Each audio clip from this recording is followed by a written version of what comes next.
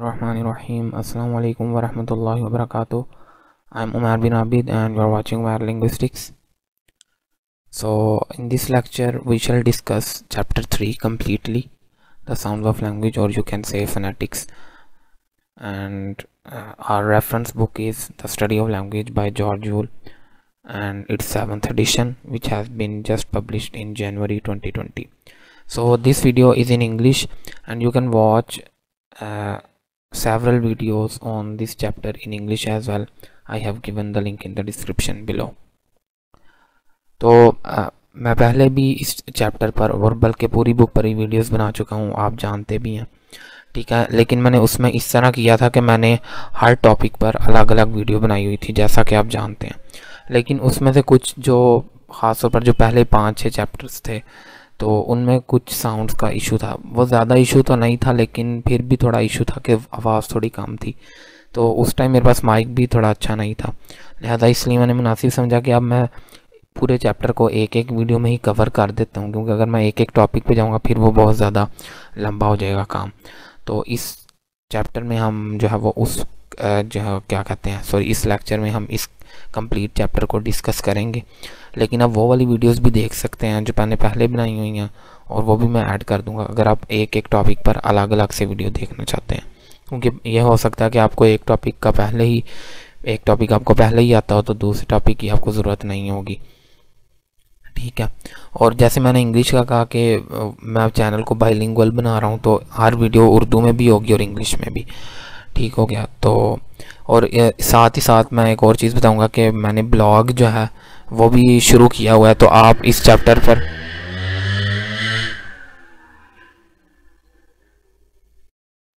Blog भी पढ़ सकते हैं, ठीक है। मैंने उसका भी लिंक ऐड किया हुआ है, ठीक हो गया।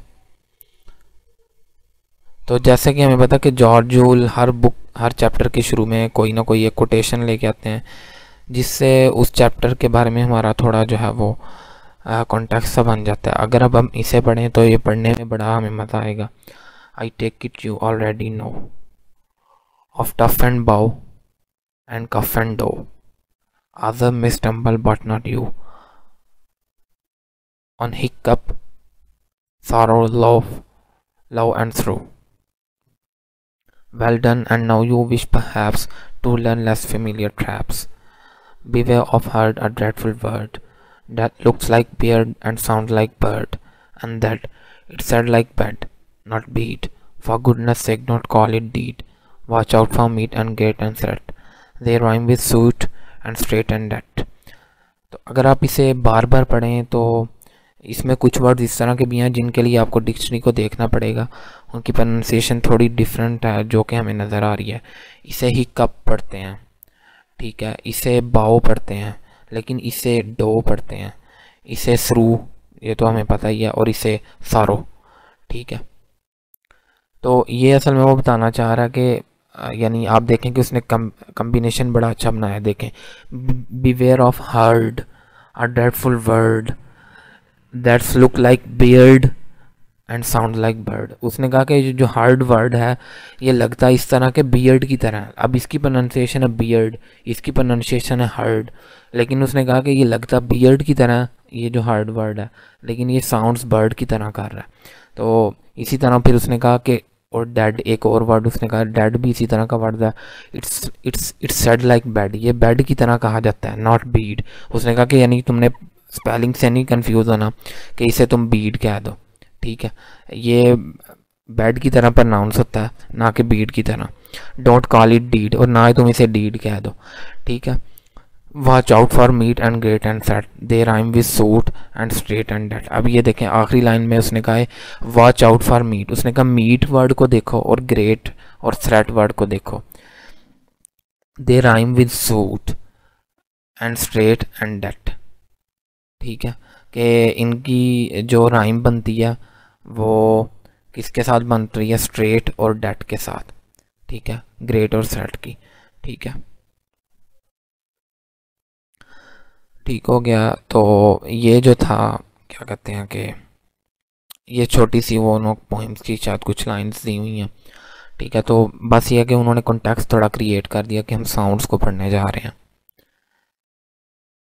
तो चैप्टर 1 में हमने डिस्कस किया था कि जो ह्यूमन का फिज़िकल स्ट्रक्चर है, ख़ासतौर पर हमारे टीथ, लिप्स, टंग, लैरिंक्स जो है, या जो हमारा ओवरऑल वोकल ट्रैक्ट है, ये हमारा बना ही इस तरह है। इसमें यानी हमारे जो लिप्स के या टंग के मसल्स बहुत इंट्रिकेट हैं, ठीक है, वो डिफरेंट शेप्स बना सकते हैं। लिहाजा हमारा फिज़िकल स्ट्रक्चर जो है वो हमें एक wide range of sounds produce करने में हेल्पफुल है। लेकिन हम जो अब देखें, जो भी हम साउंड्स प्रोड्यूस करते हैं या जो हमारी स्पीच होती है, क्या हम उसे इस तरह ही करते रहते हैं, बा, खा, ठा, आ, ई, ऊ, इस तरह तो नहीं हम कहते रहते। तो हमारी असल में जो भी स्पीच होती है या किसी भी कम्युनिटी में, दुनिया की कोई भी लैंग्वेज है, कोई भी वैरायटी ऑफ लैंग्वेज है, कोई भी डायलेक्ट है, हमें पता कि हम कुछ साउंड्स को कंबाइन करके एक वर्ड बनाते हैं, और वो एक रैंडम वे नहीं होता। इसलिए हम फोनोटैक्टिक्स भी पढ़ते हैं, जो कि वैसे तो नेक्स्ट चैप्टर का जो है वो टॉपिक है, कि हम जो भी साउंड्स अपनी लैंग्वेज जो भी हम प्रोड्यूस करते हैं, उसमें हमने कुछ सर्टन साउंड्स को एक स्पेसिफिक कम्बिनेशन में मिला के जो है वो लफ्ज़ बनाया होता है। यानी बुक में अब हम कहते हैं कि 3 साउंड्स हैं, तो अच्छा, अब कोई बंदा कहे कि हम कुब क्यों नहीं बना सकते इंग्लिश में वर्ड, कुब क्यों नहीं कह सकते, यानी ये 3 साउंड्स को प्रोड्यूस कर, ये मैंने लेटर नहीं लिखे, मैंने वो लिखा है, साउंड्स लिखे हैं, तो नहीं बना सकते ना, इंग्लिश में नहीं इस तरह का वर्ड होगा, ठीक है। या हम ये कहें कि जी इंग्लिश में चलो वी और एल से कोई वर्ड शुरू क्यों नहीं होता, चलो हम इस तरह शुरू कर लेते हैं, बोला इस तरह से नहीं है। हम जो भी दुनिया की कोई भी लैंग्वेज है, उसमें जो साउंड्स हैं वो एक स्पेसिफिक कम्बिनेशन में कंबाइन करके प्रोड्यूस करते हैं, और उनका एक कम्युनिकेटिव पर्पस होता है। और हमारी जो डेली लाइफ चैटर है, चैटर का मतलब यही जो बातें हम करते हैं, इसे अंडरस्टैंड करने के लिए we have to slow down to study each sound segment. तो हमें हर जो वर्ड है उसको केयरफुली प्रोनाउंस करना पड़ेगा, और उसके हर साउंड को जो है वो अलग अलग देखना पड़ेगा, हर साउंड सेगमेंट को। और यही जो है हम इस चैप्टर में करने जा रहे हैं, और या यही इस चैप्टर का मकसद है कि हम साउंड्स को जो है वो अंडरस्टैंड जो है वो कर सकें। वैसे ये कि साउंड्स की कम्बिनेशन किस तरह होती है किसी भी लैंग्वेज में, वो हम आमतौर पर फोनोलॉजी में स्टडी करते हैं, ठीक हो गया। तो फोनेटिक्स क्या है, इससे पहले हम एक बात करते हैं आईपीए के बारे में, इंटरनेशनल फोनेटिक अल्फ़ाबेट, ठीक है, जिसे हम आईपीए भी कहते हैं। तो आईपीए, ये जो इंटरनेशनल फोनेटिक अल्फ़ाबेट है, तकरीबन मोर देन 1 सेंचुरी, ठीक है, ये एक जो है वो ऑर्गेनाइजेशन बनी थी, और इसका मकसद ये था कि दुनिया की जितनी भी लैंग्वेजेस हैं या जो नॉन लैंग्वेजेस हैं, उनमें जो साउंड्स हैं, उनमें हर साउंड को जो है वो एक सिंबल दिया जाए।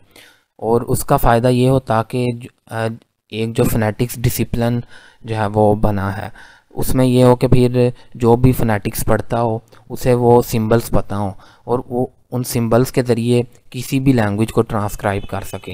या दूसरे अल्फाज में, अब अगर एक फोनेटिशियन है, अगर सिंबल्स में दुनिया की किसी भी लैंग्वेज में वर्ड लिखा है, तो वो उसे पता चल सकता है कि ये कौन से साउंड्स हैं और ये किस तरह प्रोनाउंस हुआ है। इसीलिए जब हम डिक्शनरीज में देखते हैं, मैं अभी आपको अगर दिखा दूँ इधर, तो जैसे ये डिक्शनरीज है हमारे पास है, एक कैम्ब्रिज इंग्लिश प्रोनाउंसिंग डिक्शनरी है, ठीक है, one of the authentic source है। तो अब जब हम इसे ओपन करते हैं तो हमारे पास वर्ड के सामने कुछ सिंबल्स लिखे होते हैं। अब जब जो भी फोनेटिक्स के स्टूडेंट्स होते हैं या जो भी फोनेटिशियन हो या फोनोलॉजिस्ट, वो सिर्फ सिंबल को देखकर इसे पढ़ ज़रूर सकते हैं, ठीक है, कि इसका मतलब क्या है। तो अब दुनिया की कोई भी लैंग्वेज है, जब हम उसे फोनेटिक सिंबल्स में ट्रांसक्राइब करेंगे तो वो हमारे लिए इजी हो जाएगा अंडरस्टैंड करना उस लैंग्वेज को, क्योंकि हर लैंग्वेज का रिटर्न एक्सप्रेशन को पढ़ना या हर लैंग्वेज के जो है वो अल्फ़ाबेट्स को याद करना, वो तो पॉसिबल नहीं है एक ह्यूमन बीइंग के लिए, क्योंकि हर लैंग्वेज का रिटर्न एक्सप्रेशन भी डिफरेंट है, अल्फ़ाबेट्स भी डिफरेंट है, लेकिन साउंड्स तो हर लैंग्वेज में है ना, तो उसके लिए फिर हम सिंबल डिवाइस कर लेते हैं, ठीक है।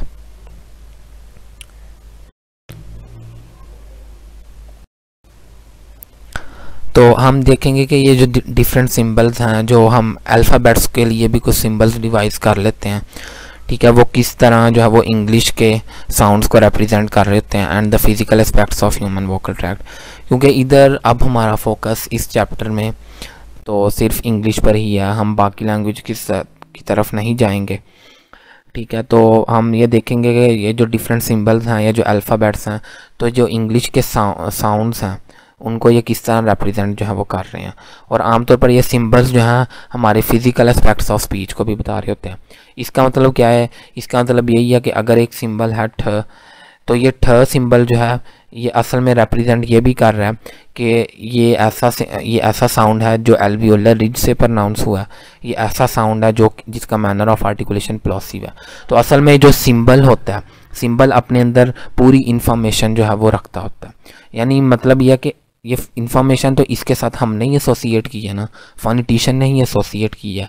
लेकिन अब इसका क्या फ़ायदा हुआ है कि ठ ठा कहीं भी लिखा होगा ये वाला साउंड, तो दुनिया का कोई भी फोनेटिशियन वो इसे देखकर बता सकता है कि अच्छा ये साउंड जो है ये एल्वियोलर इससे प्रोनाउंस हुआ है और ये एक प्लॉसिव साउंड है, इसका मैनर ऑफ आर्टिकुलेशन।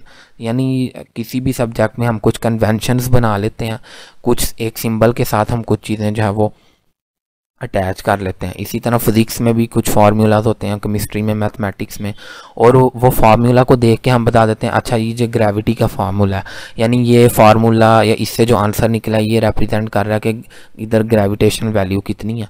हालांकि वो तो एक सिर्फ रिटन एक्सप्रेशन होता है, लेकिन उसके साथ इंफॉर्मेशन हमने जो एसोसिएट की होती है उसके ज़रिए हम उसे पढ़ लेते हैं।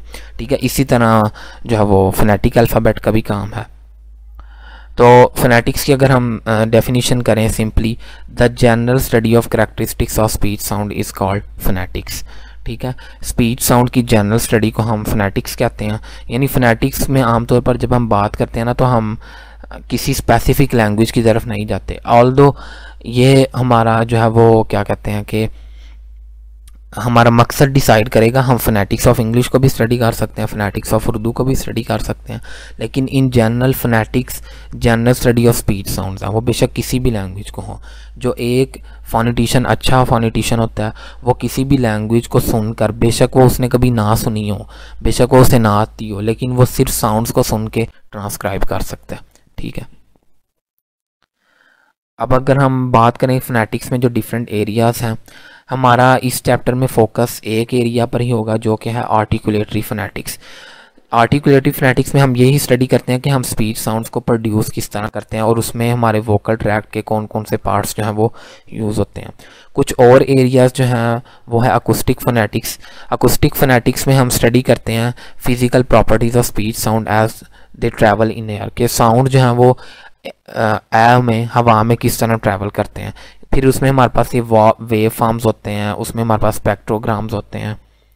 इसी तरह ऑडिटरी फोनेटिक्स होता है। ऑडिटरी फोनेटिक्स या जिसे परसेप्चुअल फोनेटिक्स भी कहते हैं, इसमें हम स्टडी करते हैं कि जो हम ह्यूमन बीइंग्स हैं, हम साउंड्स को किस तरह सुनते हैं, किस तरह हमारी परसेप्शन होती है और किस तरह हम उस साउंड को प्रोसेस करते हैं ईयर के थ्रू और फिर ब्रेन के थ्रू।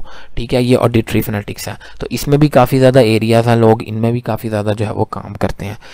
ठीक है, मैंने इनके बारे में भी थोड़ी बहुत डिस्कशन की हुई है, वो मैं मेरे चैनल पर एक और ही आपको प्लेलिस्ट मिलेगी by the name a course in phonetics, या अगर आप सिंपली यूट्यूब पर लिखेंगे a course in phonetics Umair तो आ जाएगी वो प्लेलिस्ट। और ये भी जो प्लेलिस्ट है या ये भी जो सीरीज़ है ये मैं उर्दू में भी बना रहा हूँ और इंग्लिश में भी, लेकिन ये उन स्टूडेंट्स के लिए है जो फोनेटिक्स को डिटेल से पढ़ रहे हो या पढ़ना चाहते हो या उनका इंटरेस्ट इसमें हो।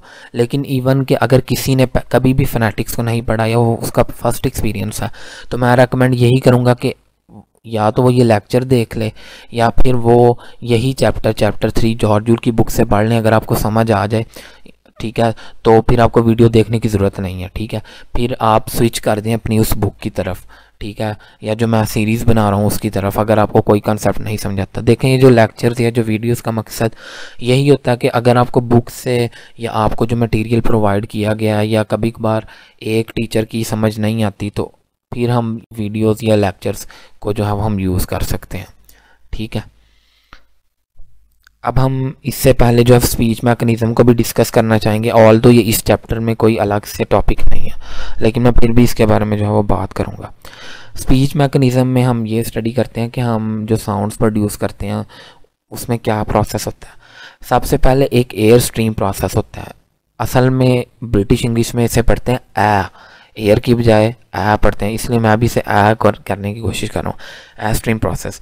तो हमारे ये जो लंग्स होते हैं, क्या होता है कि हम लंग्स से जो है वो एयर को पुश करते हैं, और ये जो हमारी जो है वो एक इधर ट्रैक्ट होता है जिसे हम कहते हैं कि ट्रैकिया, सांस की नाली, इधर से हम हवा को खींचते हैं, इधर हमारे वोकल फोल्ड्स होते हैं। ठीक है, ये मैं भी आपको थोड़ा मज़ीद भी दिखा दूंगा। ठीक है, तो वोकल फोल्ड्स जो होते हैं वो असल में उनका मकसद होता है कि फोनेशन को प्रोड्यूस करना। फोनेशन का मतलब होता है कि वो साउंड को प्रोड्यूस करते हैं। ठीक है, और उसके बाद आर्टिकुलेटरी प्रोसेस आ जाता है और ओरोनेजल प्रोसेस। अब होता क्या है कि जब हम साउंड एयर को इधर से पुश करते हैं तो जो है वो वोकल ट्रैक कभी वाइब्रेट करते हैं, कभी वाइब्रेट नहीं करते। इनकी डिफरेंट पोजीशन होती है। अगर वोकल फोल्ड्स जो होते हैं, या जिन्हें हम वोकल कॉर्ड्स भी कहते हैं, अगर उनके दरमियान स्पेस हो और एयर जो है वो इसी तरह पास कर जाए हवा, तो इस दौरान जो साउंड्स प्रोड्यूस होते हैं उन्हें हम वॉइसलेस साउंड्स कहते हैं। ठीक है, लेकिन अगर वोकल फोल्ड जो है वो आपस में जुड़े हुए हों और फिर एयर इनमें से पास करे तो ये वाइब्रेट होंगे, उसके ज़रिए जो साउंड प्रोड्यूस होंगे उन्हें हम वॉइस साउंड कहते हैं। अच्छा, अब जब एयर इधर तक आ जाती है फिर क्या होता है कि जब हमारी ट्रैकिया में आ जाती है, अब साउंड जिस तरह का होगा, ठीक है, तो उस लिहाज से जो है वो फॉर एग्जांपल अगर हम कहेंगे फ, अब जब हम कहेंगे तो हवा जो है वो माउथ में एक दफ़ा रुक जाती है।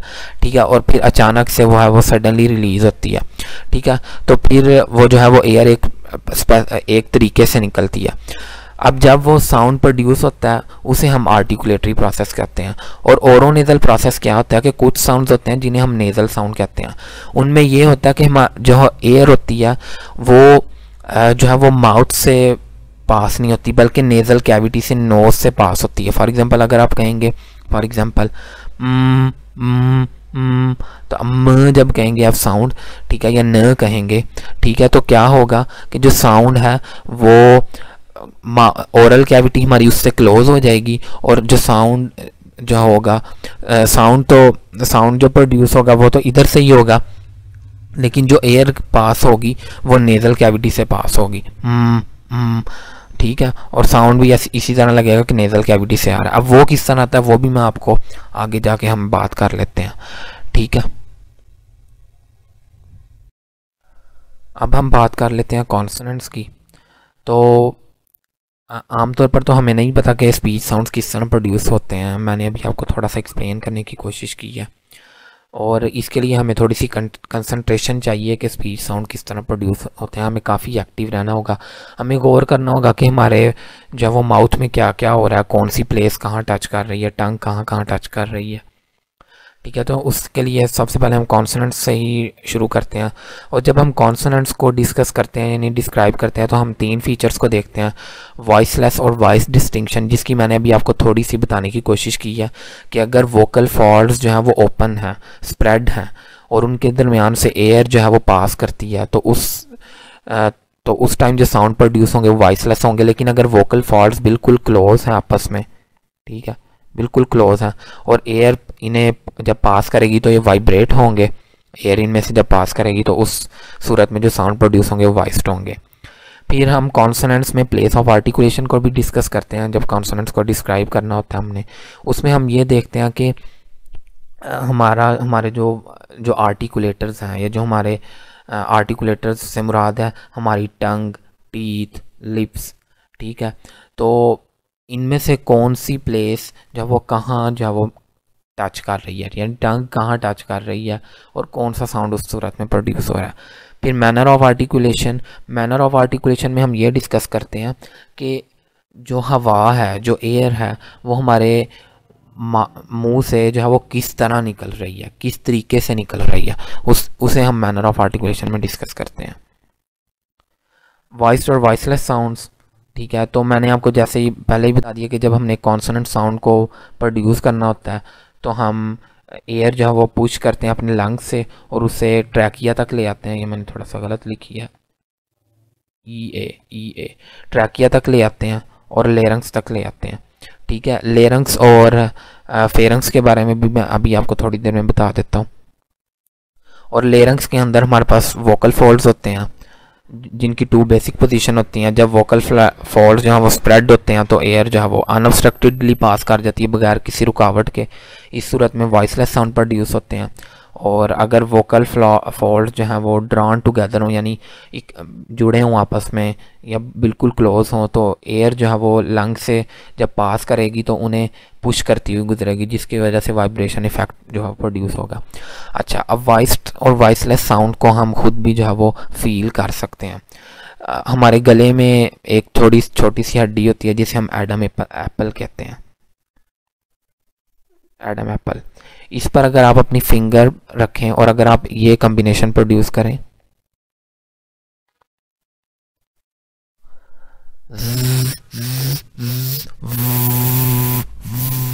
तो आपको थोड़ी सी इधर वाइब्रेशन फील होगी। लेकिन अगर आप ये कॉम्बिनेशन प्रोड्यूस करें,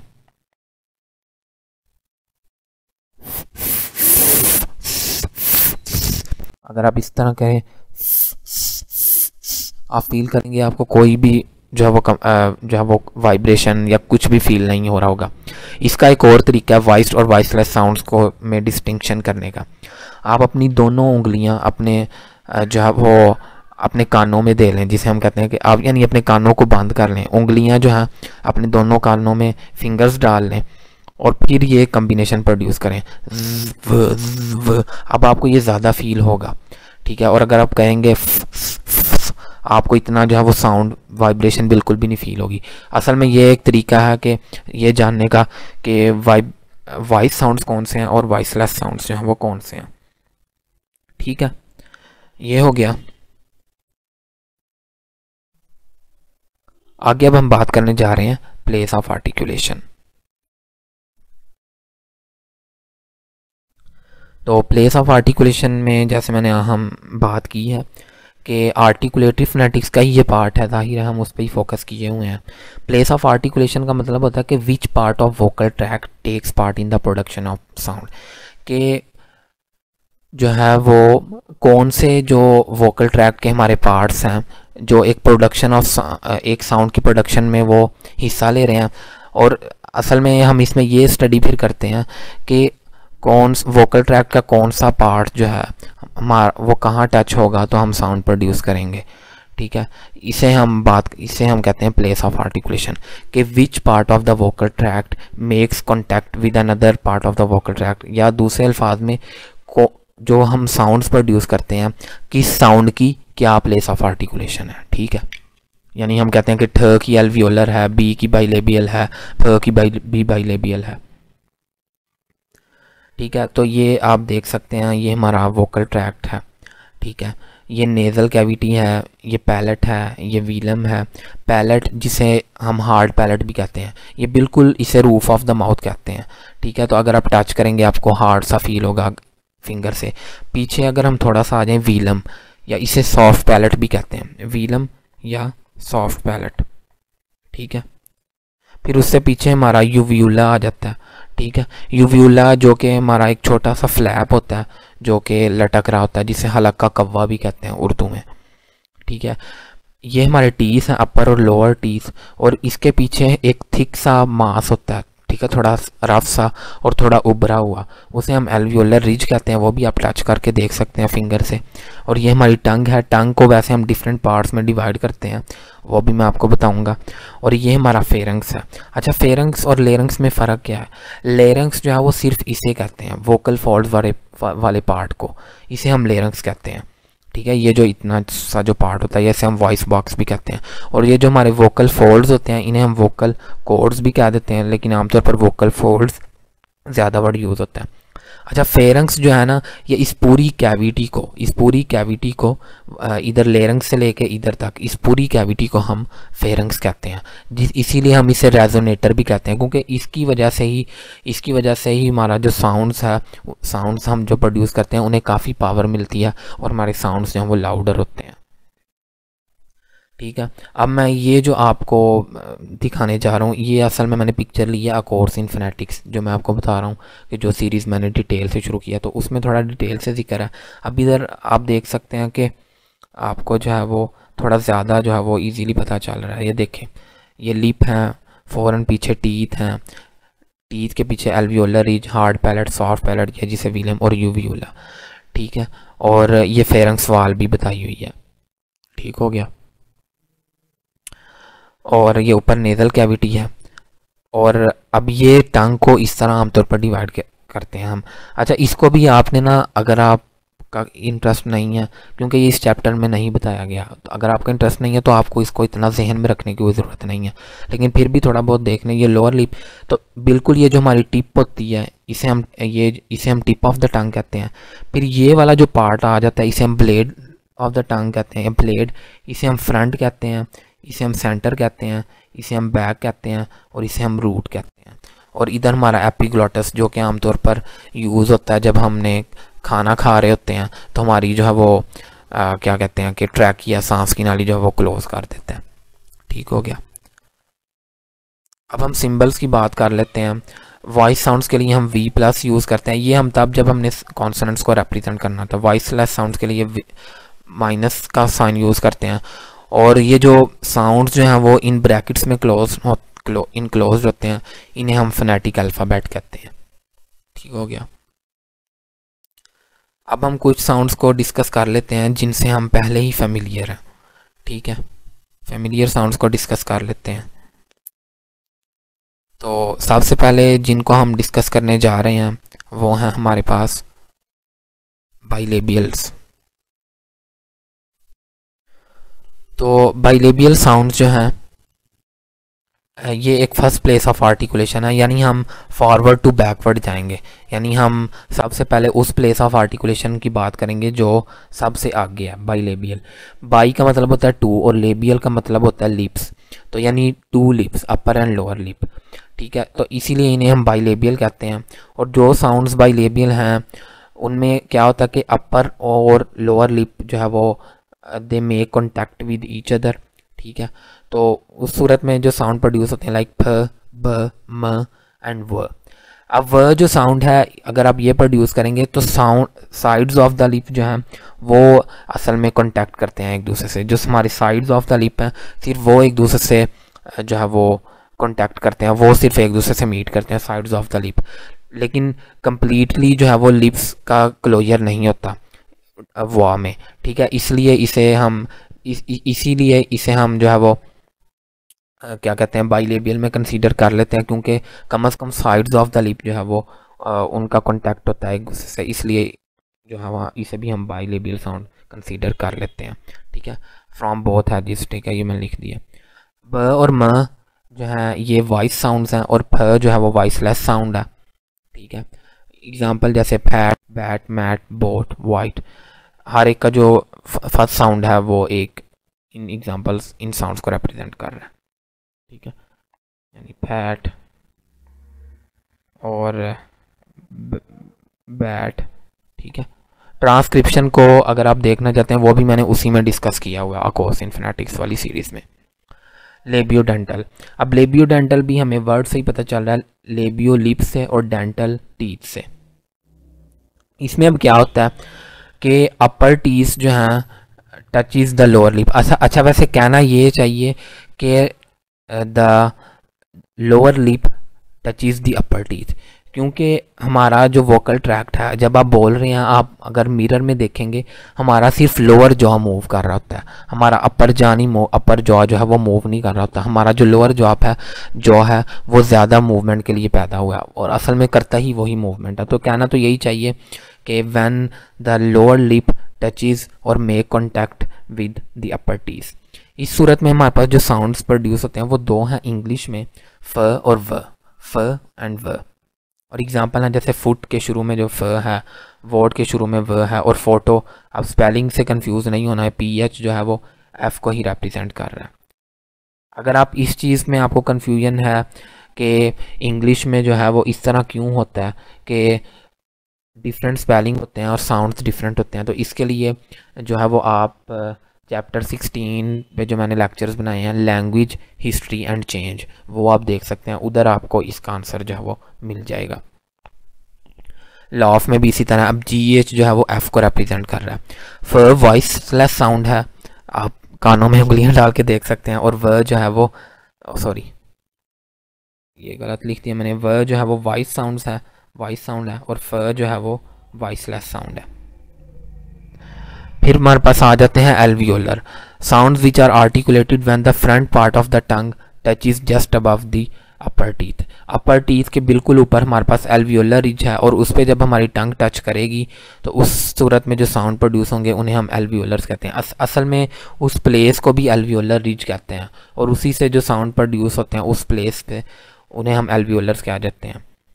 तो एल्वियोलर साउंड्स जो हैं वो बहुत ज़्यादा हैं, बहुत ज़्यादा तो नहीं, यानी इतने भी ज़्यादा नहीं, लेकिन बाकियों की बनिस्बत ज़्यादा है। स, ज, न, ठ, ड, ल, र, ये सारे के सारे जो हैं वो क्या हैं, एल्वियोलर साउंड है। इसमें अब ज हो गया, न, ल, र एंड ये वॉइस्ड साउंड्स हैं, जबकि स, ठ और ठीक है स और ठ ये जो है हमारे पास वॉइसलेस एल्वियोलर है। और एग्जांपल भी मैंने दी हुई है, सूट, बस, और मैंने वो जो है वो बोल्ड कर दिए हैं वो वाले साउंड्स। ये तो थे कुछ फेमिलियर साउंड्स जिनसे हम पहले ही फेमिलियर हैं। सॉरी, साउंड्स के बजाय कहना चाहिए ये साउंड्स के वो सिंबल थे जिनसे हम फेमिलियर हैं। अब हम उन साउंड्स को डिस्कस करने जा रहे हैं, उन सिंबल्स को जिनसे हम आमतौर पर अनफेमिलियर हैं, यानी वो आमतौर पर राइटिंग में हम यूज़ नहीं करते, लेकिन वो साउंड्स के लिए सिंबल बनाए गए हैं। तो उनमें उन सिंबल्स में सबसे पहले या जो हमारे पास प्लेस ऑफ आर्टिकुलेशन में साउंड आते हैं वो हैं डेंटल, या जिन्हें हम इंटरडेंटल भी कह लेते हैं। Sound are formed while the tongue tip touch behind the upper front teeth, behind the upper yes while the tongue tip touch behind the upper front teeth. अच्छा, अब होता क्या है कि डेंटल साउंड वो होते हैं कि जिनमें हमारी जो टिप ऑफ द टंग है वो हमारे जो अपर टीथ हैं उनके पीछे टच करेगी, ठीक है। और इन साउंड, लेकिन यही जो साउंड्स हैं, अच्छा, जब हमारी टंग जो है वो अपर टीथ के पीछे टच करेगी उस सूरत में जो साउंड प्रोड्यूस होंगे हम कह सकते हैं कि ये डेंटल साउंड है। लेकिन इन्हीं साउंड को इंटरडेंटल भी कहा जाता है। इंटरडेंटल यानी दांतों के दरमियान। वो क्यों कहा जाता है कि यही साउंड्स कभी कभार प्रोड्यूस होते हैं with the tongue slightly touching between the upper and lower teeth. होता क्या है कि टंग जो है वो प्रोट्रूड करती है, टंग जो है वो अपर और लोअर टीथ के दरमियान में आती है, ठीक है। तो उस सूरत में ये यानी साउंड दो तरीक़ों से प्रोड्यूस हो सकते हैं। अगर इस तरीके से प्रोड्यूस हों कि टंग टिप जो है वो सिर्फ बिहाइंड अपर टीथ जब वो टच करे तो वो डेंटल साउंड हम उन्हें कहते हैं। लेकिन अगर यही साउंड प्रोड्यूस हों और हमारी टंग जो है वो अपर और लोअर टीथ के दरमियान में आए, उस इन्हीं साउंड को हम इंटरडेंटल भी कह सकते हैं। और एग्जांपल है ये वाला साउंड थीटा। अब ये जो थीटा है ये आमतौर पर राइटिंग में यूज़ नहीं होता, लेकिन एक सिंबल तो है। अच्छा, जो हमने पीछे डिस्कस किए हैं ना वो भी फोनेटिक सिंबल्स ही हैं, लेकिन असल में वो ऐसे फोनेटिक सिंबल्स हैं कि जो आमतौर पर इंग्लिश अल्फ़ाबेट्स में भी यूज़ होते हैं। लेकिन अब ये इंग्लिश अल्फ़ाबेट में यूज़ नहीं होता, इसे हम थीटा कहते हैं। और जो दूसरा सिंबल है ये इसे हम एथ कहते हैं। इसकी जो एग्जांपल्स हमें कॉमन एग्जांपल हैं जो थीटा की मिलती हैं, ये अब साउंड स। अच्छा, ये डेंटल और इंटरडेंटल इस तरह के इंग्लिश की डिफरेंट वेराइटीज़ जो हैं उनमें कुछ स्पीकर इस तरह प्रोनाउंस करते हैं इस साउंड को, कुछ स्पीकर इस तरह, इसलिए हम इनमें जो है वो डिफ्रेंशिएट कर रहे हैं। तो फॉर एग्जांपल अगर आप वर्ड सीटा ही ले लें, इसके शुरू में यही साउंड है, सीटा के शुरू में, या सिंग के शुरू में ये साउंड है, थैंक यू के शुरू में ये साउंड है, जबकि ये जो ये वाला साउंड है ये ज की तरह ज़ल, जो कि अरबिक और उर्दू में ये साउंड मौजूद है ज़ल, ठीक है। इसमें भी इसी तरह होता है। कुछ स्पीकर जो हैं वो इसे द इस तरह प्रोनाउंस करते हैं कि टंग टिप जो है वो behind the upper teeth touch करती है, और कुछ स्पीकर इसे इस तरह प्रोनाउंस करते हैं लाइक ज। और ये साउंड जो है वो जैसे ज के शुरू में, दैम के शुरू में, ठीक है, और इसी तरह THOUGH दो के शुरू में, ठीक है, और ब्रीज BREATHE ब्रीद, इसके भी आखिर में यही वाला साउंड जो है वो यूज़ होता है। अब ये वाला जो साउंड है वो वॉइसलेस है, थीटा वाला, और ये जो है ये जो एथ है ये वॉइस साउंड है। फिर हमारे पास आ जाते हैं पैलेटल। पैलेटल साउंड्स अब कौन से होते हैं कि अब एल्वियोलर रिज से हम थोड़ा सा पीछे जाएंगे, ठीक है। तो चले मैं आपको जो है वो दिखा भी देता हूँ, हाँ ठीक है, हमें ये थोड़ा सा ना, हाँ ठीक है, एल्वियोलर रिज से हम थोड़े से पीछे आएंगे, ये हमारा आ जाता है हार्ड पार्ट जिसे हम हार्ड पैलेटल कहते हैं या हार्ड पैलेट। इसे सिर्फ पैलेटल भी कह देते हैं। ठीक हो गया। अब पैलेटल में जो है वो इसे हम पैलेट भी कह देते हैं, और जो इस सूरत में जो साउंड प्रोड्यूस होते हैं उन्हें हम पैलेटल्स कहते हैं। अब श, च, ज, य एंड ये सारे के सारे आमतौर पर जो है वो पैलेटल साउंड कंसीडर किए जाते हैं। अच्छा, ये जो साउंड है ना एक मिनट, हाँ, ये और ये जो चारों साउंड है इन्हें हम आमतौर पर ये भी कहते हैं, इनका नेम है एक पैलेटो एल्वियोलर या पोस्ट एल्वियोलर। अब उसकी वजह क्या है? उसकी वजह यह कि जब हम आमतौर पर ये वाले साउंड प्रोड्यूस करते हैं ना, तो हमारी टंग का जो कुछ पार्ट है, ब्लेड या टिप ऑफ द टंग, वो एल्वियोलर रिज पे भी टच करती है, और हमारी जो टंग का बाकी पार्ट है वो हार्ड पैलेटर पर टच कर रहा होता है। तो क्योंकि दो प्लेसेस ऑफ आर्टिकुलेशन इन्वॉल्व हो रही होती हैं इन चारों साउंड्स में, लिहाजा इन्हें हम पैलेटो एल्वियोलर भी कहते हैं। लेकिन इधर हम इन्हें सिर्फ पैलेटल ही कह रहे हैं, लेकिन आमतौर पर इनका सही नाम पैलेटो एल्वियोलर या पोस्ट एल्वियोलर है। अगर आप थोड़ा सा गौर करें ना, और अगर आप कहें च च च, आप देखेंगे कि आपकी टंग का जो ये वाला पार्ट है, ये वाला, ठीक है, जिसे हम ब्लेड कहते हैं, ये थोड़ा एल्वियोलर रिज पर टच करेगा, और जो आपकी टंग का जो है वो फ्रंट पार्ट है ये आपके हार्ड पैलेटल को टच करेगा। अगर आप ये कहेंगे श, च, ज, य, असल में ये वाला जो साउंड है ये आमतौर पर शुरू में नहीं आता, ये वर्ड्स के दरमियान में आता है।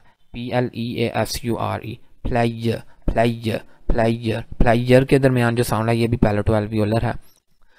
लेकिन ये जो साउंड है ये शुरू में आता है, यू यू यू। अगर आप यू कहेंगे तो आपकी टंग का कोई भी पार्ट जो है एल्वियोलर रिज पर शायद टच नहीं करेगा, लिहाजा ये वाला साउंड ये सिर्फ पैलेटल ही है। लेकिन बाकी जो है इनका असल नाम पैलेटो एल्वियोलर है, लेकिन इधर हम इन्हें पैलेटल ही कह रहे हैं।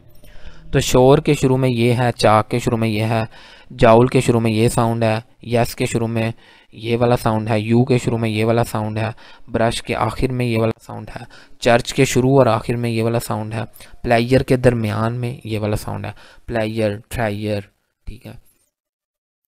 और ज, ये सारे वॉइसलेस वॉइस साउंड्स हैं, और च और श जो हैं ये वॉइसलेस हैं। ठीक हो गया। अब हम डिस्कस करते हैं व्हीलर्स को।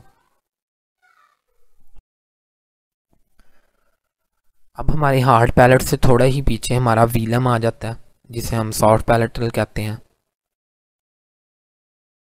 ये ठीक है, व्हीलम आ जाता है सॉफ्ट पैलेटल। अब जब टंग का, अब जाहिर है इस पे कौन सा टंग का पार्ट टच करेगा, जाहिर है बैक ऑफ टंग इधर टच करेगा ना। तो जब बैक ऑफ द टंग, या सिंपली अगर हम कह लें कि टंग जो है जब हमारे सॉफ्ट पैलेटल पर टच करेगी, तो उस सूरत में जो साउंड प्रोड्यूस होंगे उन्हें हम व्हीलर कह देंगे, यानी ये व्हीलम से ही निकला। Further back to palatal soft part है जिसे हम सॉफ्ट पैलेटल कहते हैं। तो इस सूरत में जो साउंड प्रोड्यूस होंगे वो कौन से होंगे? व्हीलर। उसकी 3 एग्जांपल्स हैं हमारे पास इंग्लिश में, ख, ग और इंग। ये वाला जो साउंड है इसे हम एंगमा कहते हैं। और ख और ग, ख जो है वो वॉइसलेस साउंड है, जबकि ग और जो एंगमा साउंड है ये वॉइस्ड है। अब ये वाला जो साउंड है ख, ये तो बहुत ज़्यादा क्लॉक के शुरू और आखिर में, गुड के शुरू में ये वाला साउंड है। अच्छा, इसका जो सिंबल है ये इस तरह नहीं हम लिखते, इसे हम लिखने में इसका जो सिंबल है ना वो ये है, इस तरह करके, ठीक है। तो अगर हमने ट्रांसक्राइब करना है तो हम ये नहीं लिखना, ये वाला जी नहीं लिखना, और ये ग साउंड। और ये वाला साउंड है मॉर्निंग, टंग, रिंगिंग, ठीक है, इसके शुरू और आखिर में, ठीक है। रिंगिंग की आमतौर पर जो है वो इस तरह हमें प्रोनाउंसिएशन मिलती है, रिंगिंग। डिक्शनरी में अगर आप देखेंगे, ऑक्सफोर्ड में या कैम्ब्रिज इंग्लिश प्रोनाउंसिंग डिक्शनरी में। नेक्स्ट साउंड्स जो हम देखने जा रहे हैं, यानी जो प्लेस ऑफ आर्टिकुलेशन, वो है ग्लॉटल। तो अब ग्लॉटल साउंड्स कौन से होते हैं? एक कॉन्सोनेंट है जो कि हम इसमें, अब टंग जो है वो कहीं भी टच नहीं करती, टंग का यानी कोई रोल नहीं होता इसमें, और ये प्रोड्यूस ही होता है कि जो हमारे वोकल फोल्ड्स के दरमियान जो स्पेस होती है उधर से प्रोनाउंस होता है। इस साउंड को हम ग्लॉटल साउंड यानी ह जो साउंड है, और जो हमारे वोकल फोल्ड्स के दरमियान जो स्पेस होती है उसे हम ग्लॉटिस कहते हैं, ठीक है। हैव, हुज, हाउ, इनके जो शुरू में साउंड है ये ग्लॉटल साउंड है, और ये वॉइसलेस साउंड होता है, ठीक है। तो ये वॉइसलेस क्यों होता है? इसके लिए अंडरस्टूड है कि जाहिर है कहीं भी जो है वो अगर आप कानों में उंगलियां डाल के भी देख लें, या फिर अगर आप एडम एप्पल पर जो है वो उंगली रख कर भी देख लें, जब आप कहेंगे ह तो कोई ऑब्स्ट्रक्शन होती नहीं है, ठीक है। और क्योंकि वोकल फोल्ड्स के जो दरमियान स्पेस है वो ओपन रहती है, ठीक है। अब देखें कि ये जो अभी हमने सिंबल्स डिस्कस किए हैं तो हमने इनसे कंफ्यूज नहीं होना। मैं पहले ही बात कर चुका हूँ कि इंग्लिश में डिफरेंट स्पेलिंग कम्बिनेशन के लिए जो है वो डिफरेंट साउंड सिंबल है। अगर हम बात करें RAISE, तो इधर दो साउंड जो हैं वो इस सिर्फ एक साउंड को रिप्रेजेंट कर रहे हैं।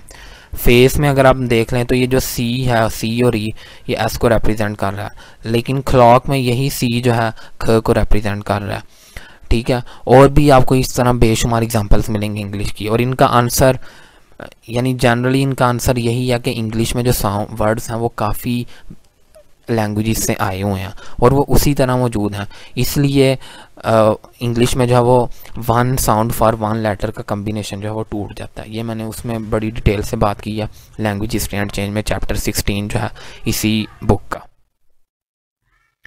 तो ये हमारे पास एक चार्ट है। अच्छा, ये वाला चार्ट जो है ये स्टडी ऑफ लैंग्वेज के ना 4th 5th 6th एडिशन तक चलता रहा है। अब थोड़ा चेंज हो गया, लेकिन चेंज से ये नहीं मुराद कि कोई और ही चीज़ हो गया। खैर ये थोड़ा इनकम्प्लीट चार्ट है, इसे अभी हम जो है वो इधर डिस्कस नहीं करते। ये जो चार्ट है ये आमतौर पर इंटरनेशनल फोनेटिक अल्फ़ाबेट का चार्ट है। अब मैंने जैसे आपको बताया कि इंटरनेशनल फोनेटिक अल्फ़ाबेट में जो सिम्बल्स हैं वो सारी लैंग्वेज को देख कर रखे गए हैं। इस पे भी अभी हम इधर बात नहीं कर रहे, जो वो सीरीज़ है अ कोर्स इन फोनेटिक्स उसमें ही कभी हम बात करेंगे इस पे, ठीक है। मैनर ऑफ आर्टिकुलेशन की अगर हम बात करें, ये कॉन्सोनेंट चार्ट को अभी हम आगे जाके जो है वो फिर देखते हैं, ठीक है। अभी अब मैनर ऑफ आर्टिकुलेशन जैसे मैं पहले ही बता चुका हूँ, मैनर ऑफ आर्टिकुलेशन में हम ये पढ़ते हैं कि what is the manner of air coming from our mouth, कि जब हम कोई भी साउंड प्रोड्यूस कर रहे हैं तो हवा जो है वो हमारे मुंह से किस तरह बाहर आ रही है, ठीक है, उसका क्या मैनर है, उसका क्या पैटर्न है, ठीक है। तो मैनर ऑफ आर्टिकुलेशन में यही हम चीज़ पढ़ते हैं। तो जैसे फर्स्ट ऑफ ऑल हमारे पास जो मैनर है वो है स्टॉप्स, या जिन्हें हम प्लोसिस भी कह देते हैं। अब इन्हें क्यों कहते हैं, इसमें यह होता है कि जो air is blocked in the mouth and release abruptly, हवा जो है वो मुंह में एक दफ़ा बिल्कुल ब्लॉक हो जाती है, ठीक है, और सडनली रिलीज़ होती है, जैसे कोई प्लोजन है। जैसे फॉर एग्जांपल अगर आप फ साउंड प्रोड्यूस करें ना, तो अगर आप कहेंगे फ, थोड़ी देर पहले जो है वो आपके माउथ में जो है प्रेशर डिवेलप हो जाएगा, फ इस तरह निकलेगा। अब इसको फील करने के लिए अगर आप अपने लिप्स के आगे जो है वो अपना माउथ रखें, ठीक है, तो अगर आप कहेंगे फ फ, तो आपको फील होगा कि जो है वो एयर जो है वो प्लोजन की तरह अचानक आ रही है, ठीक है। फ, ब और म ये बाइलेबियल स्टॉप्स हैं, ठीक है, क्योंकि इनमें बिल्कुल क्लोजर हो जाता है लिप्स में। लेकिन फ ब और म में, फ ब और म में एक फ़र्क है। म जो है वो स्टॉप तो है, लेकिन इसे हम नेज़ल स्टॉप कहते हैं, क्योंकि इसमें जो है वो जो एयर है वो माउथ से बाहर नहीं निकलती बल्कि नोज़ से बाहर निकलती है। वो इतना कोई प्रेशर होता नहीं है, लेकिन फिर भी क्योंकि ब्लॉक तो होती है ना बिल्कुल, इसलिए इसे भी हम स्टॉप में कंसीडर करते हैं। ठ और ड जो है ये एल्वियोलर स्टॉप्स हैं।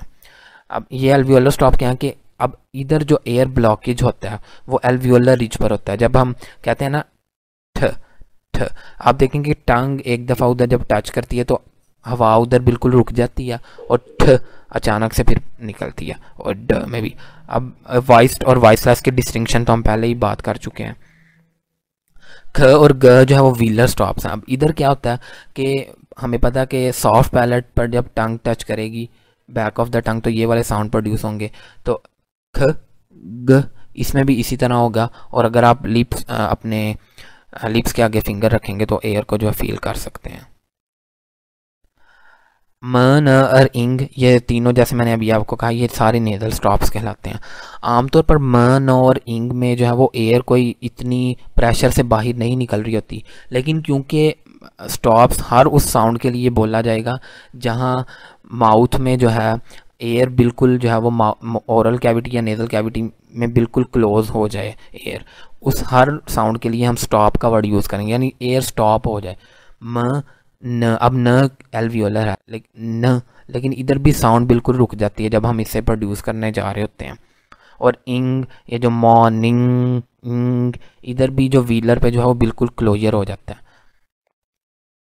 फिर हमारे पास आ जाते हैं फ्रिकेटिव्स। इसमें अब क्या होता है, close approximation of to articulators. अब इसमें भी एयर तो स्टॉप होती है, लेकिन इसमें जो हमारे आर्टिकुलेटर्स हैं, यानी हमारी अगर टंग है तो वो बिल्कुल ब्लॉकेज क्रिएट नहीं करेगी। उसकी वजह से एयर स्ट्रीम जो है वो पार्शली ऑब्स्ट्रक्टेड होती है, यानी एयर कुछ रुकती है कुछ नहीं रुकती या ज़्यादा नहीं रुकती। और टर्ब्यूलेंट एयर फ्लो जो है वो प्रोड्यूस होता है। टर्ब्यूलेंट एयर फ्लो ना इस तरह का होता है, यानी टेढ़ा मेढ़ा। इसकी जो एग्जांपल है फ और व। अब आप फ और व को प्रोड्यूस करते हुए लिप्स के आगे फिंगर लिख रख लें और फ और ब में फ़र्क देखें तो आपको वाज़े पता चल जाएगा कि एयर का प्रेशर इतना नहीं है फ और व। तो थोड़ी वो हमारी टीथ के दरमियान भी स्पेस होती है, उधर से भी एयर निकल रही होती है और उनके नीचे से भी फ व। ये लेबियोडेंटल फ्रिकेटिव्स हैं। और ये जो है स और ज जो कि सिंक और द जैसे वर्ड में यूज़ होते हैं, ये डेंटल फ्रिकेटिव्स हैं। स और ज जो है ये एल्वियोलर फ्रिकेटिव्स हैं। और श जो है श, ये हमारे पास पैलेटल फ्रिकेटिव है। पैलेटल फ्रिकेटिव या एल्वियोलर फ्रिकेटिव हम इसलिए कह रहे हैं कि ये जहाँ जहाँ से प्रोनाउंस हो रहे हैं, ठीक है, ये पैलेटल से प्रोनाउंस हो रहा है, ये एल्वियोलर से, ठीक है। और ह जो है ये भी फ्रिकेटिव ही कहा जाता है और इसे हम ग्लोटल फ्रिकेटिव कहते हैं। नेक्स्ट मैनर ऑफ आर्टिकुलेशन है एफ्रिकेट्स। तो एफ्रिकेट्स में असल में ये होता है कि अब इसमें ना more than one manner of articulation involve होता है, क्योंकि इसमें साउंड्स वो वाले हैं जिनमें more than one place of articulation भी इन्वॉल्व होता है। अब इसमें क्या होता है कि पहले एक ब्रीफ सा, इसमें शुरू में आवाज़ है वो बिल्कुल रुक जाती है जैसे कि स्टॉप में है, और फिर एक फ्रिकेटिव की तरह जो है वो आवाज़ जो है वो बाहर निकलती है। और इसकी एग्जांपल हमारे पास जैसे हैं च और ज। अब ये एफ्रिकेट्स हैं, ठीक है। अब जाहिर है जब च हम प्रोनाउंस करते हैं तो हमने जैसे बात की है कि च और ज में जो है वो पहले टंग जो है वो टच करती है थोड़े एल्वियोलर रिच पर भी और फिर पैलेटल पर भी। तो जाहिर है अगर two places of articulation involve हैं तो जाहिर है इसमें जो है वो मैनर ऑफ आर्टिकुलेशन में भी दो प्लेसेस इन्वॉल्व होंगी, इसलिए इस तरह जो है वो साउंड का जो है वो प्रोड्यूस होता है, जो यानी एयर का फ्लो जो है वो एयर इस तरह बाहर निकलती है जब हम ये साउंड प्रोड्यूस करते हैं कि पहले बिल्कुल स्टॉप की तरह रुक जाती है एयर और फिर एक फ्रिकेटिव की तरह निकलती है। अच्छा, अब ये क्वेश्चन भी जहन में आ सकता है कि जो है वो ये वाले जो साउंड हैं ये श, ये भी तो, इनमें भी तो two places of articulation involve होती हैं, लेकिन खैर ये फिर भी ये दोनों फ्रिकेटिव्स ही हैं, क्योंकि इनमें साउंड असल में वो मैनर ऑफ आर्टिकुलेशन उस तरह बनता ही नहीं है। तो यानी ये थोड़ी स्ट्रॉन्ग फ्रिकेटिव्स हैं, इनमें श्योरली जो है वो या ये कह सकते हैं कि इनमें two places of articulation involve इस तरह होती हैं कि वाकई एक स्टॉप सा भी शुरू में बनता है, लेकिन श और य में इस तरह का नहीं होता। फिर हमारे पास नेज़ल या नेज़ल स्टॉप्स आ जाते हैं, जिन्हें मैं पहले ही डिस्कस कर चुका हूँ। आमतौर पर इन्हें नेज़ल स्टॉप्स में भी डिस्कस कर दिया जाता है या सिर्फ नेज़ल्स भी कह दिया जाता है। अब नेज़ल्स होते किस तरह प्रोड्यूस हैं, ये मैं आपको पहले पिक्चर की तरह से दिखाता हूँ कि वीलम जो है ना फेरेंस वॉल के साथ अटैच हो जाता है, जिसकी वजह से जो हमारी ओरल कैविटी है, यानी हमारे माउथ से एयर निकल नहीं सकती क्योंकि वो क्लोज हो जाती है और नोज़ के थ्रू निकलती है। और वही मन और इंग, यही जो है वो नेज़ल स्टॉप्स हैं। तो वो मैं आपको एक दफ़ा दिखाना चाहूँगा।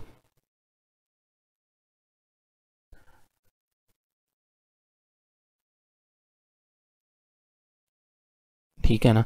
अब ये देखें, ये आपको इधर जो है ये हमारा वीलम है, यानी ये सॉफ्ट पैलेटल पूरा भी कंसीडर किया जाता है, ठीक है। इसके और ये फेरेंक्स की वॉल है, ठीक है। मेरे ख्याल में लास्ट पिक्चर में शायद वो है,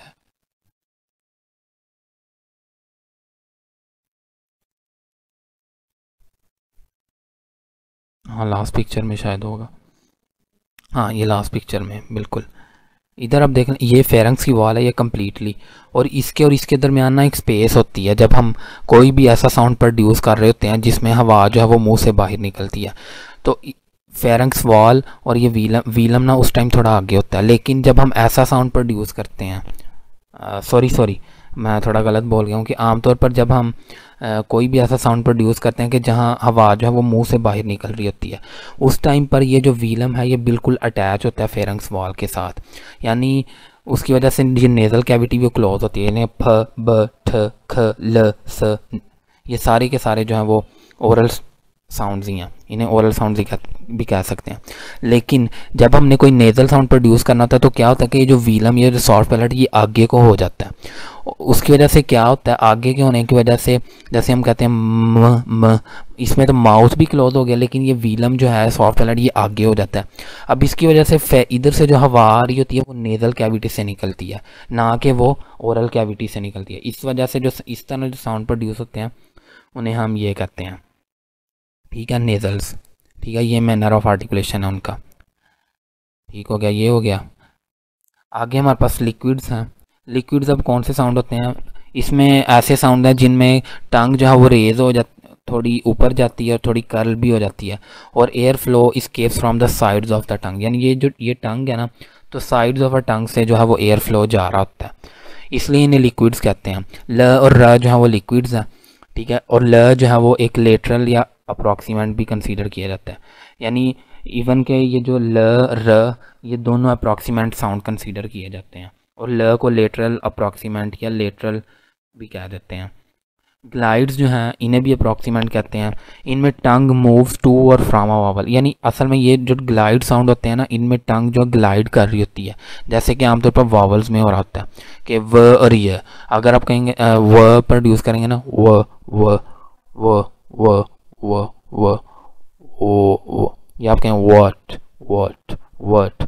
अब शुरू में देखेंगे आपकी टंग थोड़ी मूव कर रही होगी आगे पीछे, और अगर आप ये कहेंगे यू यू यू, तो यू में भी इसी तरह, इसलिए इन्हें ग्लाइड्स भी कह देते हैं। लेकिन ये सारे साउंड य व र एंड ल, ये सारे के सारे अप्रॉक्सीमेंट भी कंसीडर जो है वो किए जाते हैं। ठीक हो गया। ये कॉन्सोनेंट चार्ट है जो लेटेस्ट एडिशन है जो स्टडी ऑफ लैंग्वेज का, उसमें ये दिया गया। इधर आप देख सकते हैं कि इधर टॉप पे जो है वो प्लेसेस ऑफ आर्टिकुलेशन दी गई हैं, और इधर लेफ़्ट साइड पर जो है वो मैनर ऑफ आर्टिकुलेशन दिए गए हैं। वॉइसलेस और वॉइस की डिस्टिंक्शन भी कर दी गई हैं। अब ये वो वाले साउंड्स हैं जो आमतौर पर इंग्लिश की अक्सर वैराइटीज़ में जो है वो ये वाले साउंड मौजूद हैं, या कॉमन साउंड यही है इंग्लिश में, यही कॉन्सोनेंट्स आमतौर पर इंग्लिश में। ठीक हो गया। और लेकिन ये है कि क्या मैं कहने जा रहा था कि इसमें कुछ इस तरह के साउंड्स हैं जो कि इस चार्ट में तो आपको मिल रहे हैं, जो कि मैंने कोर्स इन फोनेटिक्स से लिया है, जैसे ये वाला साउंड है, ठीक है, लेकिन उस चार्ट में ये वाला साउंड नहीं था। ठीक है, ग्लोटल स्टॉप और फ्लैप, इसके बारे में भी बात कर लेते हैं अभी। अब ग्लोटल स्टॉप ये वाला साउंड है, इसका ये वाला सिंबल है। हमारे जो क्या कहते हैं कि वोकल फॉल्ड्स के दरमियान जो स्पेस है, जब वो क्लोज हो जाती है बिल्कुल क्लोज, उस टाइम पे जो साउंड प्रोड्यूस होता है वो ग्लोटल स्टॉप होता है। और इसके लिए हमारे पास काफ़ी एग्जांपल हैं। अगर आप ये वाले वर्ड के ना उह उह उह उह, अब उह उह के दरमियान जो साउंड प्रोड्यूस हो रहा है वो ग्लोटल स्टॉप है। या एक हमारे पास वर्ड है हैरी पॉटर, ठीक है। अब हैरी पॉटर के अगर आप शुरू में जो है वो एज को प्रोनाउंस ना करें, ठीक है, हैरी हैरी इस तरह होगा, और पॉटर के दरमियान टी को प्रोनाउंस करें तो इस तरह होगा हैरी पोआ हैरी पोआ हैरी पोआ। तो ये एग्जांपल है एक किसकी, ग्लोटल स्टॉप की। इस सूरत में भी जो साउंड प्रोड्यूस होगा वो ग्लोटल स्टॉप ही होगा।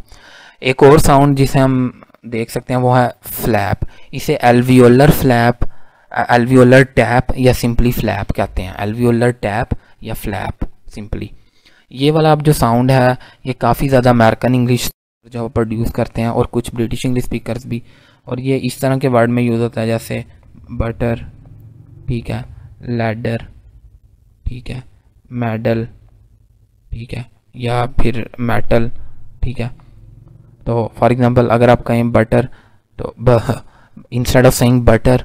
तो अच्छा, ये वाला जो साउंड होता है ना फ्लैप, ये वाला, ये ना ही कम्प्लीटली ठ साउंड है, ये ना ही कम्प्लीटली ड साउंड है, बल्कि इनके बिटवीन है। इसमें असल में ये प्रोनाउंस इस तरह होता है कि जो टिप ऑफ द टंग है ना, वो एल्वियोलर रिज से बहुत ब्रीफ, उसे बिल्कुल ब्रीफली टच करके आ जाती है फ़ौरन से।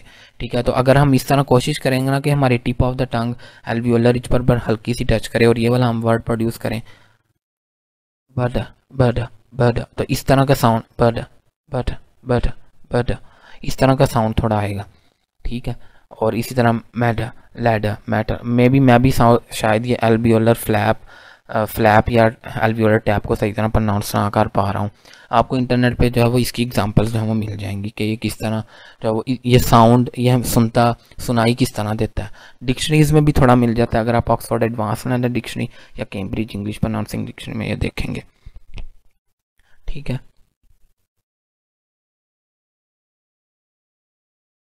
हम वॉवल्स के बारे में बात करते हैं। इन्हें कई लोग वाउल्स भी कह देते हैं। ठीक है, तो ये वावल्स ही आमतौर पर अगर करेक्ट प्रोनाउंसिएशन देखी जाए वो यही है। तो वावल्स की अब आर्टिकुलेशन किस तरह होती है, ठीक है, क्या इनकी भी कोई प्लेस ऑफ आर्टिकुलेशन हम देख सकते हैं। आमतौर पर जो जैसे कि कॉन्सोनेंट्स में हमें पता है एयर ऑब्स्ट्रक्ट होती है, कुछ जगहों पर रुकती है। वावल्स में इस तरह नहीं होता, एयर जो है वो फ्रीली पास नहीं करती, और सॉरी एयर बिल्कुल फ्रीली पास करती है माउथ से, कहीं रुकती नहीं है और कोई से ऑब्स्ट्रक्शन नहीं आती, ऑलमोस्ट फ्रीली ही गुजर जाती है। और टिपिकली ऑल वावल्स और वॉइस्ड, वावल्स जितने भी हैं वो सारे के सारे जो हैं वो वॉइस्ड हैं। ठीक है, अब एयर अगर फ्रीली पास कर जाती है तो ये इसका मतलब ये नहीं है कि जस्ट लाइक ह साउंड ये भी सारे वॉइसलेस होने चाहिए, असल में ये सारे वॉइस्ड होते हैं। ठीक है, क्योंकि वोकल फॉल्स वाइब्रेट कर रहे होते हैं वावल्स को प्रोड्यूस करते हुए। और वावल्स को आर्टिकुलेटरी टर्म्स में डिस्क्राइब करना यानी इनकी प्लेस ऑफ आर्टिकुलेशन बताना एक्यूरेटली वो थोड़ा मुश्किल होता है, और लेकिन फिर भी हम इन्हें डिस्क्राइब कर लेते हैं। और कुछ फैक्टर्स हैं उनकी बेस पर वावल्स को डिस्क्राइब किया जाता है। हाइट ऑफ द टंग, ये देखा जाता है कि टंग माउथ में कितनी ऊपर है और कितनी नीचे है, ठीक है, या सेंटर में है। ये भी देखा जाता है कि किसी वावल को प्रोड्यूस करते हुए हमारी टंग जो है वो फॉरवर्ड मूव कर रही है या बैकवर्ड। फॉर एग्जांपल अगर आप प्रोड्यूस करेंगे साउंड बीट बीट, और इसमें जो ई वावल है ई, इसमें आमतौर पर अगर आप थोड़ा सा गौर करेंगे, मिरर के सामने जाएं, आप देखेंगे कि आपकी टंग जो है हाइट के लिहाज से वो बिल्कुल पैलेट के करीब चले जाएगी और वो आगे को भी मूव करेगी। इसीलिए ये जो ई वावल है, ये वाला ई वावल, ये हाई फ्रंट हाई वावल इसे कहा जाता है। फिर हम शेप ऑफ द लिप्स को भी देखते हैं। कुछ वावल्स में उसमें लिप्स राउंड हो जाते हैं और कुछ में जो है वो स्प्रेड, जैसे ये ई, अगर आप बीट कहेंगे ई ई, इसमें लिप्स स्प्रेड होते हैं, लेकिन अगर आप कहेंगे बूट तो ऊ साउंड में जो लिप्स राउंडेड हो जाते हैं। तो इसी बेस पर हम फिर कहते हैं ये फ्रंट वावल्स, ये सेंट्रल, ये बैक वावल्स। सेंट्रल वावल जैसे इसे हम शॉ कहते हैं, इसे हम वेज कहते हैं। तो above, oven, support, but, blood, dove, tough, boo, move, to, you, book, could, put, यानी ये ऊ है, ये ऊ है। और ये बोन, कोट, फोल, रो, बॉब, कोट, सोन, बीड, बिड, बेड, बैड। अच्छा, अगर आप चाहते हैं कि आप ये सारे जो है वो देखें कि असल में ये होते किस तरह प्रोनाउंस हैं, मैंने तो एक तो अकोसिन फिनेटिक्स में ये बड़ी डिटेल से बातें की हैं और मैंने उधर कुछ वीडियोस के ज़रिए भी दिखाया है। मैं एक प्लेलिस्ट ऐड कर दूंगा, उसमें मैंने ना ऑक्सफोर्ड एडवांस लैंग्वेज डिक्शनरी से कुछ जो है वो वीडियोस ऐड की हुई हैं सिंबल्स के साथ। उसमें आपको पता चल जाएगा कि कौन सा साउंड जो है वो कहाँ से और कैसे प्रोड्यूस हो रहा है, तो वो भी आप देख लीजिएगा इसके बाद। ठीक है, ये फ्रंट, सेंट्रल और बैक वावल्स हो गए इस तरह। ये बैड, ये वाला जो सिंबल है इसके बारे में मैं इधर ही बात कर लेता हूँ पहले। ये वाला जो सिंबल है, जो सटल इंडिविजुअल वेरिएशन में भी हमने बात करनी है, ये कहीं इस तरह प्रोनाउंस होता है, कहीं सॉरी ट्रांसक्राइब किया जाता है कहीं इस तरह। फॉर एग्जांपल अगर आप ऑक्सफोर्ड एडवांस लैंग्वेज डिक्शनरी में देखेंगे, जो कि ऑनलाइन भी अवेलेबल है, बेड की ट्रांसक्रिप्शन आपको ये मिलेगी, लेकिन आईपीए में आमतौर पर ये वाला सिंबल हम यूज़ करते हैं। ये वाला सिंबल हम तब यूज़ करते हैं जबकि कोई डिफ्थोंग हो और उसका फर्स्ट एलिमेंट, यानी वो भी अभी मैं आपको थोड़ी देर में दिखा देता हूँ। ठीक है, अब इसकी बेस पे ही ना हम जिसे हम कहते हैं कि एक वावल क्वाड्रिलेटरल, ये हम बना लेते हैं। ये पीटर लेडफोर्ड की बुक से ही मैंने लिया है, कोर्स इन फोनेटिक्स। ठीक है, तो इसकी बेस पे हम ये क्वाड्रिलेटरल बना लेते हैं। उसकी बेस पर इस तरह से हमने थोड़ा टेबल बनाया हुआ। अब इसकी बेस पे ही हम कहते हैं कि ये फ्रंट के ज़्यादा करीब और ये है, तो ये फ्रंट हाई वावल है। ठीक है। अगर आप इसी तरह ये वाला वावल देखें आ, जो कि फादर में यूज़ होता है, इसमें आप देखेंगे कि आपकी टंग जो है वो बिल्कुल लोअर टीथ के करीब चले जाएगी और थोड़ी बैक पे भी जाएगी, इसलिए ये बैक लो वावल है। और बाकियों की भी एग्जांपल जो है वो मैं आपको पीछे दे चुका हूँ। तो ये इसी तरह, इसका मतलब ये है कि ये सेंट्रल वावल है, ठीक है। इसका मतलब ये है, अब इसका मतलब क्या है, इस टेबल को देख के अगर हम बता सकें कि इसमें टंग की जो हाइट है ना बहुत ऊपर जाएगी टंग, ना बहुत नीचे, बल्कि दरमियान में रहेगी। और इवन के जो टंग, और इसी तरह ना टंग बिल्कुल बैक जाएगी ना बिल्कुल आगे आएगी, बल्कि दरमियान में रहेगी, इसलिए सेंट्रल वावल है। इन सब की अगर आप वीडियोस में वो देख लेना तो आपको थोड़ा जो है वो आइडिया हो जाएगा। लेकिन मैं वो एक वीडियो ऐड करूँगा जो कि काफ़ी डिटेल्ड वीडियो है, उसमें मैंने ये जो है वो चीज़ों को डिस्कस किया हुआ है। अगर आप इंटरेस्टेड हों तो देख लीजिएगा, अगर आपका को ये ज़्यादा अच्छा कॉन्सेप्ट लेना चाहते हैं, ठीक है। तो ये हो गया। अब हम डिफ्थोंग्स की बात करते हैं। असल में डिफ्थोंग्स भी वावल्स ही डिफ्थोंग्स को भी कह सकते हैं, लेकिन इनमें ये होता है कि टंग जो है वो एक वोकैलिक पोजीशन से, यानी एक वावल की पोजीशन से दूसरी वावल की पोजीशन पे मूव करती है, तो डिफ्थोंग्स प्रोड्यूस होते हैं। जैसे ओए जो कि बॉय में है, या ओ जैसे कि ये वाला जो है वो BOAT बोट में होता है। लेकिन ब्रिटिश इंग्लिश में ये वाला डिफ्थोंग इस तरह नहीं होता, बल्कि इसका फर्स्ट एलिमेंट ये और सेकंड एलिमेंट ये होता है। फिर इसी तरह ए ओ, ये थोड़ी पिक्चर नीचे चले गई है, असल में ये था आए, ठीक है। आपको पता है आए जो है वो इधर से ही आता है, आए, ठीक हो गया, जो कि बाय में यूज़ होता है। इसकी एग्जांपल है, ये देखें, बाय, आए, माए, फाए, साए, बाओ, डाउट, जो हमने शुरू में पढ़ा था ना, वो हमने जो शुरू में बिल्कुल, डाउट, काओ, बेट, एट, ग्रेट, लेट, से, ठीक है। अब ये वाला जो डिफ्थोंग है ये ब्रिटिश इंग्लिश में इसकी ट्रांसक्रिप्शन इस तरह होती है, लेकिन प्रोनाउंसिएशन तकरीबन सेम ही है।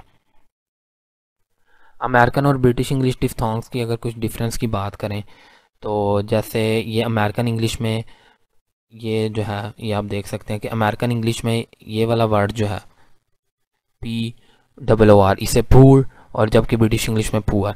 लेकिन ब्रिटिश इंग्लिश में इसमें फोर भी प्रोनाउंस किया जाता है, ठीक है। वो थोड़ा ना अब डिफरेंस आ गया है, ठीक है। अब ब्रिटिश इंग्लिश में ये आमतौर पर इस तरह भी प्रोनाउंस हो जाता है, लेकिन एक और तरीके से भी। इसी तरह आप पीयर में देख लें, फै में, पुअर में, फायर में, पावर में। अच्छा, ये मैं आपको ना चाहूँगा मैं आपको एक इससे भी ऑथेंटिक सोर्स से दिखा दूँ। ये भी ऑथेंटिक सोर्स है, बिल्कुल ठीक है, लेकिन मैं आपको कैम्ब्रिज इंग्लिश प्रोनाउंसिंग डिक्शनरी से ये सारे जो है वो वर्ड दिखाना चाहूँगा कि ब्रिटिश और अमेरिकन इंग्लिश में जो है वो क्या डिफरेंस है इन डिफ्थोंग्स में। आमतौर पर ब्रिटिश इंग्लिश में आपको नज़र आएगा ज़्यादा डिफ्थोंग्स होते हैं as compare to American English. तो ये हमने ओपन कर लिया कैम्ब्रिज इंग्लिश प्रोनाउंसिंग डिक्शनरी। सबसे पहले हम लिखेंगे POOR, सर्च करेंगे, ठीक है। तो ये देख सकते हैं, ये UK जो रेड कलर में है ब्रिटिश इंग्लिश, और US है जो ब्लू कलर में है। इधर आप देख सकते हैं, देखें पुअर की उन्होंने दो प्रोनाउंसिएशन दी है। इसको हम अगर हम प्रोनाउंस करेंगे बनेगा फोर, और ये पुअर, और ये पूर। लेकिन ये भी आमतौर पर ना इसी तरह थोड़ा प्रोनाउंस होता है, पूर, लेकिन इतना ज़्यादा शॉक लेयर नहीं होता। अच्छा, ये जो ऊपर छोटा सा आपको आर नज़र आना है, इससे आपने भी कंफ्यूज नहीं होना, ना ही इस पर आपने अभी डिस्कशन करनी है इसके बारे में। सोच, ये आमतौर पर ब्रिटिश इंग्लिश में अगर आर आखिर पे आ रहा हो तो वो कई ब्रिटिश इंग्लिश वैराइटीज़ में वो प्रोनाउंस किया जाता है, कई वैराइटीज़ में जो है प्रोनाउंस नहीं किया जाता, जैसे कि RP वगैरह में। अगला और हम वर्ड देखें, ठीक है, तो ये हमें डिफरेंस नज़र आ गया कि अमेरिकन इंग्लिश में वो सिर्फ एक वावल है, लेकिन ब्रिटिश इंग्लिश में डिफ्थोंग है, PAIR। इस पर भी चलते हैं, तो इधर भी देख लें फै। अब मैंने जैसे कहा था कि ये जो है सिंबल, ये आम तौर पर IPA में अगर कोई डिफ्थोंग का ये फर्स्ट एलिमेंट हो तो यूज़ होता है, अदरवाइज वही वाला सिंबल जो मैंने अभी आपको दिखाया। और मैं अमेरिकन इंग्लिश में ये फैर है, फैर की बजाय फै, और ये फै, ठीक है। लेकिन अगर आप प्रोनाउंसिएशन सुनेंगे ना दोनों की, आपको लगेगा ये सेम ही है, लेकिन थोड़ा सा फ़र्क बहरहाल मौजूद है। और भी POWER, ये भी वर्ड था, पावर, ठीक है। तो इधर भी देख लें, ये ब्रिटिश इंग्लिश में पावर, और अमेरिकन इंग्लिश में पावर, ठीक है। अच्छा, ये तो जो दोनों है ना, ये अमेरिकन इंग्लिश और ब्रिटिश इंग्लिश में तकरीबन सेम ही है। ये असल में जो सिंबल है ना, इसे हम कहते हैं श्वार। इसके आगे आप देखें छोटी सी आपको एक जिसे हम कह सकते हैं कि लाइन से निकली हुई नज़र आ रही है। ये असल में ये असल में कम्बिनेशन होती है श्वा और आर साउंड का। ठीक है, तो ये एग्जांपल्स हैं। ये मैं आपको चाहता था कि इधर से भी दिखा दूं, कैम्ब्रिज इंग्लिश प्रोनाउंसिंग डिक्शनरी से भी। अब हम अगर सटल इंडिविजुअल वेरिएशन की भी बात कर लें, वही एक साउंड ये वाला है जिसे हम यूव्यूलर कहते हैं। ये असल में साउंड प्रोड्यूस होता है, एक जो इंग्लिश में वर्ड है रूज, ROUGE। फ्रेंच में ये यूव्यूला जो हमारा वो कौवा सा लटक रहा होता है वो इसमें इन्वॉल्व होता है। तो फ्रेंच वर्जन जो इस साउंड का जो है वो ये है रूज, रूज। इसी तरह आपको देखने को मिलेगा कि एक ही वर्ड है जैसे CAUGHT कॉड। ये जो ऑक्सफोर्ड एडवांस लर्निंग डिक्शनरी भी इस तरह की वेरिएशन देती है, लेकिन कैम्ब्रिज ज़्यादा देती है। कॉट में कॉट इस तरह भी प्रोनाउंस होता है कुछ वैराइटीज़ में, कुछ वैराइटीज़ में इस तरह भी प्रोनाउंस होता है। ये एक डिफरेंट वावल है खोट, खॉट। और एक इस तरह भी प्रोनाउंस होता है, ये बिल्कुल राउंडेड वावल है खोट। तो ये one variety to other variety जो वावल्स है ना, उनमें बहुत ज़्यादा डिफरेंस, बहुत ज़्यादा तो नहीं लेकिन डिफरेंस देखने को मिलता है हमें इंग्लिश में। ठीक है, इस तरह और भी काफ़ी साउंड्स हैं, और भी काफ़ी वावल्स हैं जो कि हमारा इधर अभी टॉपिक नहीं है, कि जो one variety of English to the other variety of English जो है वो वेरी कर सकते हैं। ठीक है, लेकिन कई जगहों पर RP प्रोनाउंसिएशन पढ़ाई जाती है, तो फिर उधर वही वावल्स उसी तरह की जो प्रोनाउंसिएशन करवाई जाती है। ठीक है, तो ये था लेक्चर।